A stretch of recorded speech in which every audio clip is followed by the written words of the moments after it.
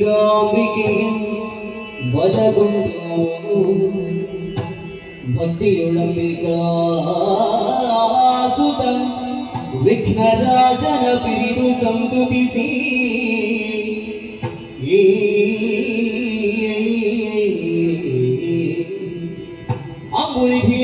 ಅಂಬುಲಿಧಿಯಾತ್ಮಜಗೆ ಕೈ ಮುಗಿದು ಅಂಬುಜಾಸನ ವಾಣಿಯರಗ ಪಾದಾಂಬುಜಗೆ ಕೊಡಮಡುತ ಮಡಿಪಿನಿ ಕಥಾಮೃತವನ್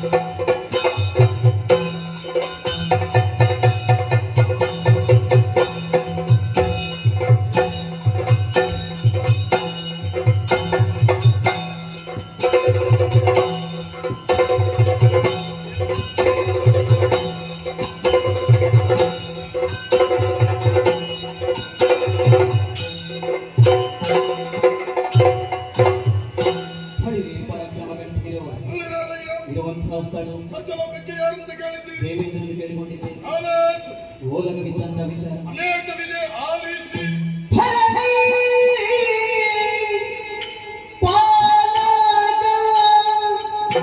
ಕೇಳು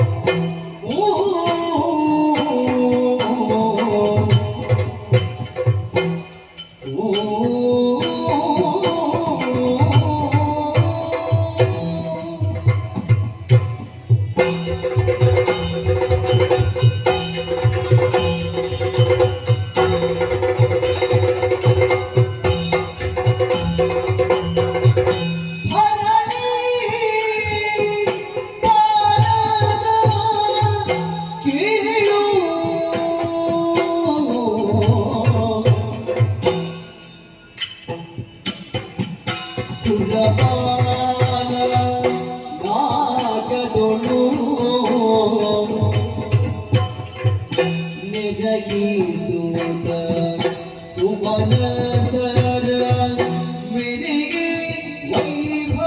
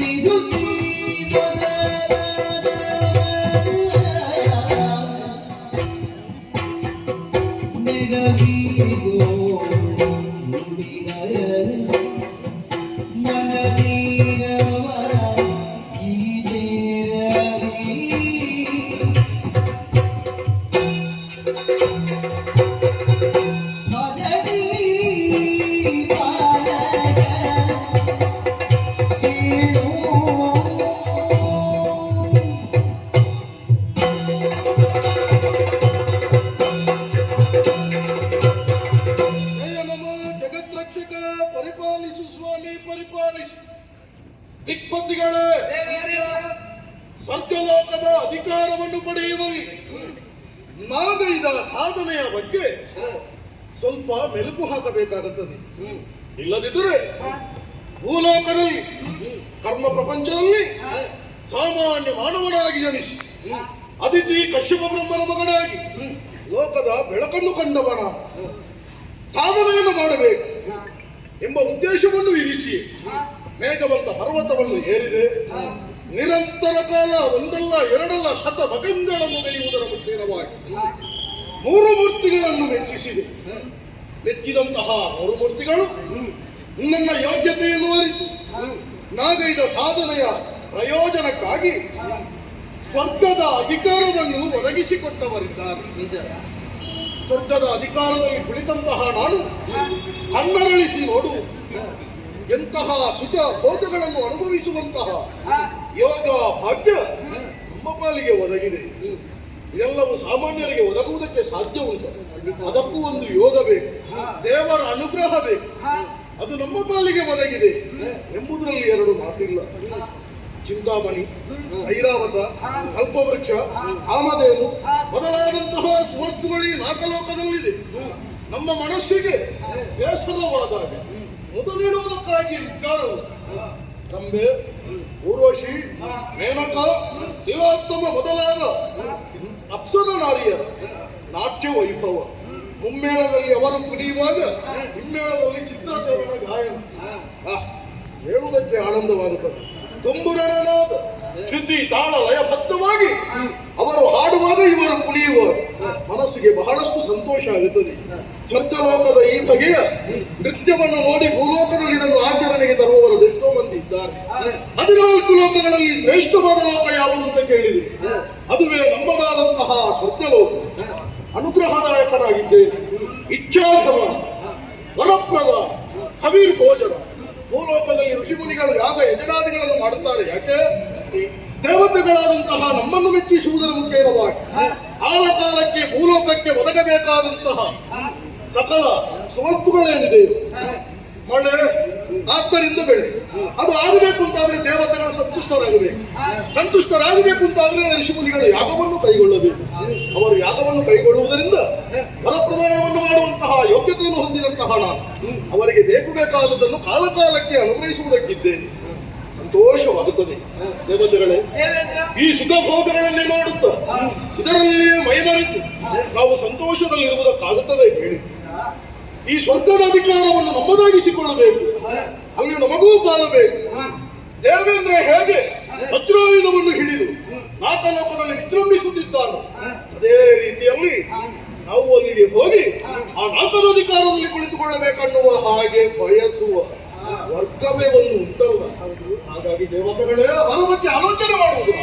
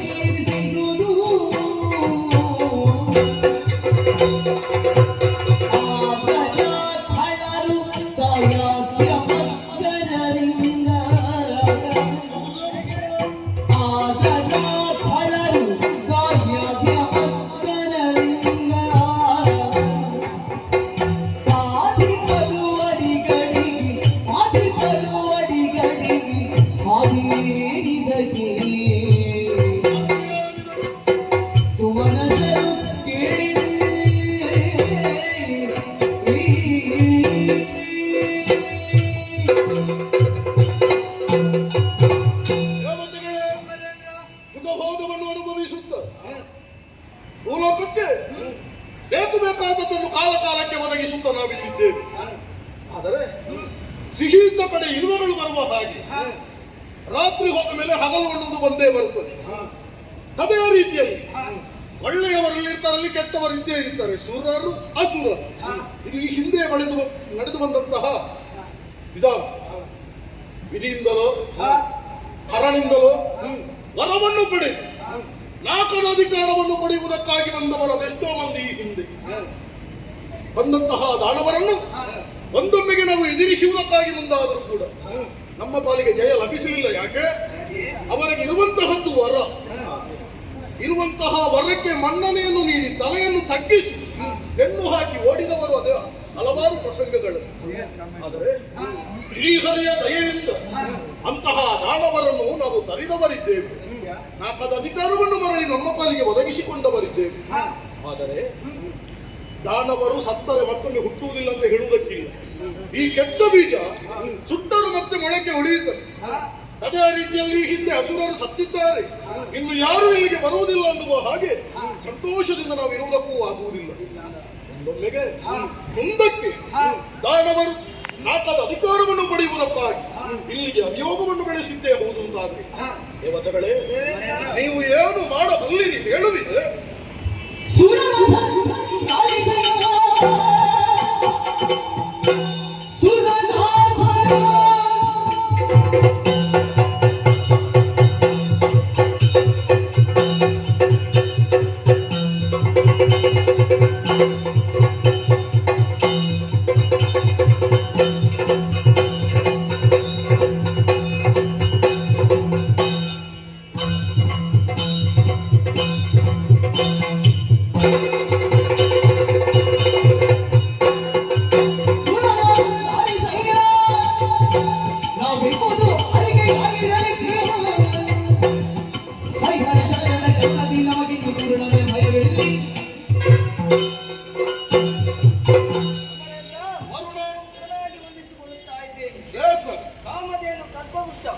ಮೊದಲಾದ ಸೋತುಗಳ ಮೇಲಿನ ಮೋಹದಿಂದ ಅದೆಷ್ಟೋ ದಾನವರು ನಮಗೆ ಸ್ವರ್ಗಲೋಕಕ್ಕೆ ದಾಳಿಯನ್ನು ಮಾಡಿದ್ದಾರೆ.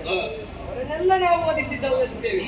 ಹಾಗಾಗಿ ಹೇಳುತ್ತಾ ಇದ್ದೇನೆ, ಇನ್ನು ಮುಂದೆ ದಾನವರು ಬಂದರೆ ಅವರನ್ನು ನಾನು ನೋಡಿಕೊಳ್ಳುತ್ತೇನೆ.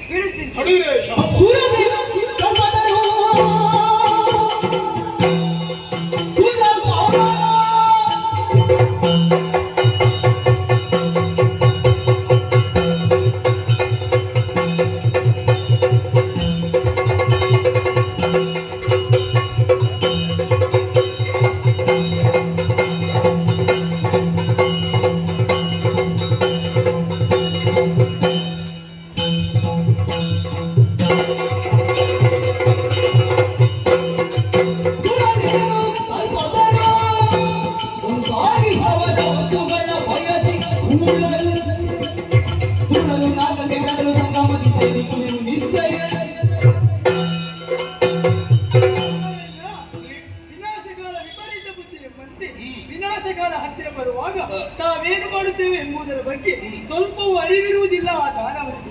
ಆ ಸಂದರ್ಭದಲ್ಲಿ ನೇರವಾಗಿ ಬರುವುದು ನಮ್ಮ ಸ್ವರ್ಗಲೋಕಕ್ಕೆ. ಒಂದು ವೇಳೆ ಈ ಬಾರಿಯೂ ನಾಗಲೋಕಕ್ಕೆ ದಾಳಿಯನ್ನು ಮಾಡಿದ್ದೆ ಹೌದಾದರೆ ಚಿಂತಿಸುವ ಅಗತ್ಯವಿಲ್ಲ. ಬರುವಂತಹ ದಾನವರನ್ನು ನಾನು ವಧಿಸುತ್ತೇನೆ.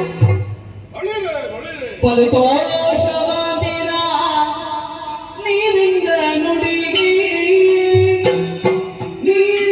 ನುಡಿಗಿ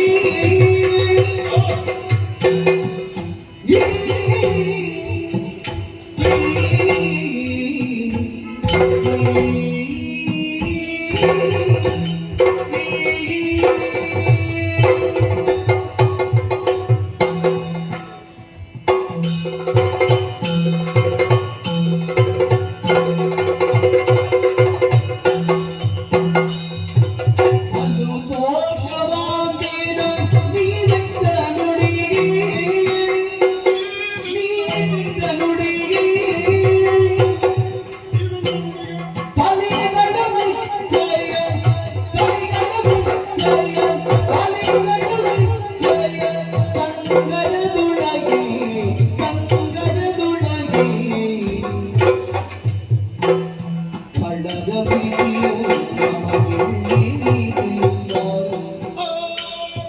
ಕಳ್ಳರ ಭೀತಿಯು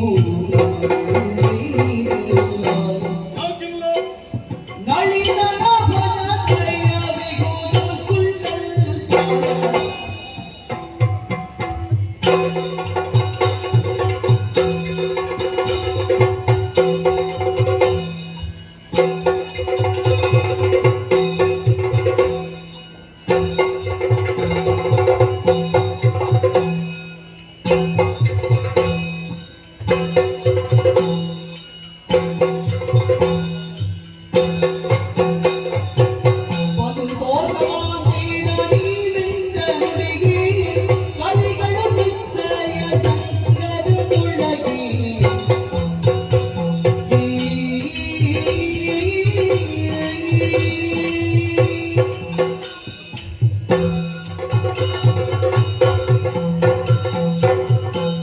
ದೇವತೆಗಳೇ, ನೀವಾಡಿದಂತಹ ವೀರೋಚಿತವಾದಂತಹ ನುಡಿಗಳನ್ನು ಕೇಳುವಾಗ ಸಮರ ಕ್ಷೇತ್ರದಲ್ಲಿ ಕದನ ಕಲಿಗಳು ನೀವು ಸ್ಪಷ್ಟ ಎಂಬುದನ್ನು ಅರಿತವಣಿದ್ದೇನೆ. ಸಂತೋಷಗೊಂಡು ನಿಮ್ಮದಾದಂತಹ ಈ ವೀರೋಚಿತವಾದ ನುಡಿಗಳನ್ನು ಕೇಳುವಾಗ ಪ್ರಶ್ನೆ ಕೇಳಬೇಕು. ಪ್ರಶ್ನೆ ಕೇಳಿದಾಗ ಮಾತ್ರ ಉತ್ತರ ಸಿಗುವುದು. ನಿಮ್ಮಲ್ಲಿ ಸದಾ ಸತ್ಯಲೋಕದ ಸಭೆ ಸೇರುವಾಗ ಈ ಒಂದು ಪ್ರಶ್ನೆಯನ್ನು ನಾನು ಮುಂದಿರಿಸಿದ್ದೇನೆ. ಯಾಕಾಗಿ? ಸ್ವರ್ಗಲೋಕದಲ್ಲಿ ಸಂಪತ್ತಿದೆ, ಸುಖ ಭೋಗಗಳನ್ನು ಅನುಭವಿಸುತ್ತಾ ಇದ್ದೇವೆ ಎಂಬ ಮಾತ್ರಕ್ಕೆ ನಾವು ಮೈಮರೆಯ ಕೂಡದಲ್ಲ. ಮೂರು ಮೂರ್ತಿಗಳು ಹೊಣೆಗಾರಿಕೆಯನ್ನಿಟ್ಟಿದ್ದಾರೆ. ನಾಲ್ಕದ ಅಧಿಕಾರವನ್ನು ನೀವು ಉಳಿಸಿಕೊಳ್ಳಬೇಕನ್ನುವ ಹಾಗೆ ಇದನ್ನು ಉಳಿಸಿಕೊಳ್ಳಬೇಕಾದ್ದು ನಮ್ಮ ಹೊಣೆಯೂ ಹೌದು. ಹಾಗಾಗಿ ನೀವು ಎಷ್ಟು ಜಾಗೃತರಾಗಿದ್ದೀರಿ ಎಂಬುದನ್ನು ಪರೀಕ್ಷಿಸುವುದಕ್ಕಾಗಿ ಪ್ರತಿನಿತ್ಯವೂ ಪ್ರತಿ ಸಭೆಯಲ್ಲಿ ಈ ಪ್ರಶ್ನೆಯನ್ನು ನಾನು ಮುಂದಿರಿಸುವ ಸಂತೋಷಗೊಂಡು ದೇವತೆಗಳೇ, ಒಂದು ವೇಳೆ ನಾಲ್ಕದ ಅಧಿಕಾರವು ನಮ್ಮಿಂದ ಕೈ ತಪ್ಪಿತು ಎಂದಾದ್ರೆ ಭಯಪಡಬೇಕಾದ ಅವಶ್ಯಕತೆ ಇಲ್ಲ. ನಮ್ಮನ್ನು ಸದಾಕಾಲ ಕಣ್ಣುಗಳನ್ನೇ ಕಾಪಾಡುವ ಶ್ರೀಮನ್ನಾರಾಯಣ ಅವನ ದಯೆ ನಮ್ಮ ಮೇಲಿರಲು ಯಾವ ಖಡರ ಭೀತಿಯೂ ನಮಗುಂಟೆ ಹೇಳುವುದಿಲ್ಲ. ಆ ಭೀತಿಯೂ ನಮಗಿಲ್ಲ. ಸ್ವರ್ಗಲೋಕದ ಸಭೆ ಪೂರ್ಣಗೊಳಿಸಬೇಕಾಗಿದೆ. ಆದರೆ ಇಂದಿನ ದಿನ ಬಹಳ ವಿಶೇಷವಾದ ದಿನ. ಕೇಳಿದ್ರೆ ವರ ಸರಸ್ವತಿ ಗಂಗಾ ಯಮುನಾ ತೀರದಲ್ಲಿ ನೆರವೇರುತ್ತಿದ್ದವನ ಸತ್ಯಜಾಗದಲ್ಲಿ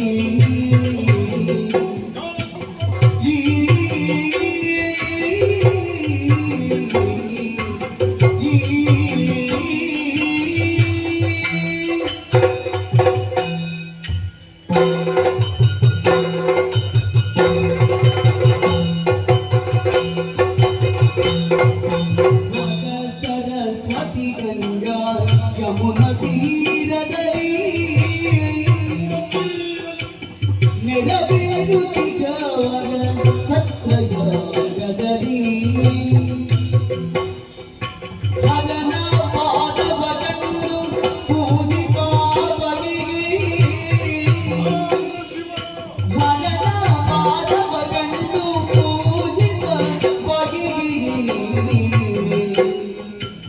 ತೆರಳುವುದೆಲ್ಲರೂ ಸಿಂಹಿಗಾದಿಲಿ ತೆರಳುವುದೆಲ್ಲರೂ ಸಿಂಹಿಗಾದಿಲಿ